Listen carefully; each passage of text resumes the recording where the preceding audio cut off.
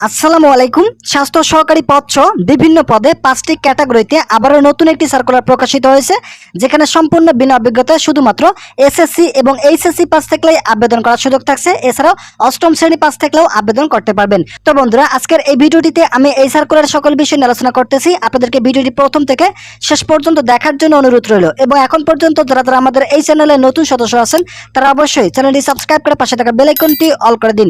পুনর্নিয়োগ বিজ্ঞপ্তি হিসেবে 15/4/2025 তারিখে সিভিল সার্জন কার্যালয় ফেনী জেলায় এই সার্কুলারটি প্রকাশিত হয়। তো এই সার্কুলারে সর্বপ্রথম যে পদটি রয়েছে পদের নাম পরিসংখ্যানবিদ। এই পদের জন্য 14তম গ্রেডে 5 জন জনবল নিয়োগ প্রদান করা হবে, এবং শিক্ষাগত যোগ্যতার ক্ষেত্রে পরিসংখ্যান, গণিত, অর্থনীতি বিষয়ে যাদের স্নাতক বা সমমানের ডিগ্রি পাশ রয়েছে তারা এই পদের জন্য আবেদন করতে পারবেন।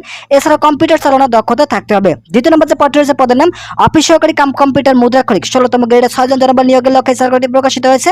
শিক্ষাগত যোগ্যতার ক্ষেত্রে কোনো শিক্ষিত বোর্ড হতে এইচএসসি পাস থাকলে এই পদের জন্য আবেদন করতে পারবেন। এছাড়া কম্পিউটার চালানোর দক্ষতা এবং কম্পিউটার ব্যবহারের ক্ষেত্রে MS Word, Excel, PowerPoint দক্ষতা থাকতে হবে।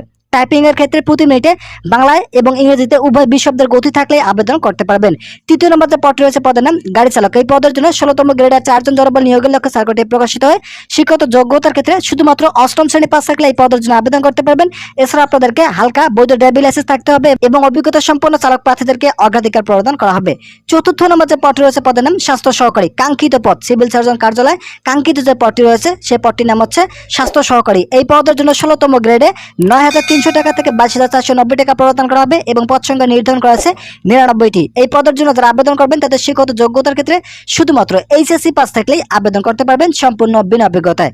5 নম্বর যে পদটি রয়েছে পদের নাম ল্যাবরেটরি অ্যাটেন্ডেন্ট। এই পদের জন্য 19তম গ্রেডের জনবল নিয়োগ প্রদান করা হবে। পদ সংখ্যা রয়েছে একটি। শুধুমাত্র এসএসসি পাস থাকলে এই পদের জন্য আবেদন করতে পারবেন। এছাড়া কম্পিউটার চালানোর দক্ষতা থাকতে হবে। এখানে যে লিঙ্কটি দেখতে পাচ্ছেন এই লিঙ্কের মাধ্যমে আপনাদের কাঙ্ক্ষিত আবেদনটি সম্পন্ন করতে হবে। যারা যারা এই সার্কুলারে আবেদন করবেন তাদের বয়সের ক্ষেত্রে 15/4/2025 তারিখে 18 থেকে 32 বছরের মধ্যে থাকতে হবে। ইতিপূর্বে যে সার্কুলারটি প্রকাশিত হয়েছিল, যেহেতু এটি হচ্ছে পুনর্নিয়োগ বিজ্ঞপ্তি,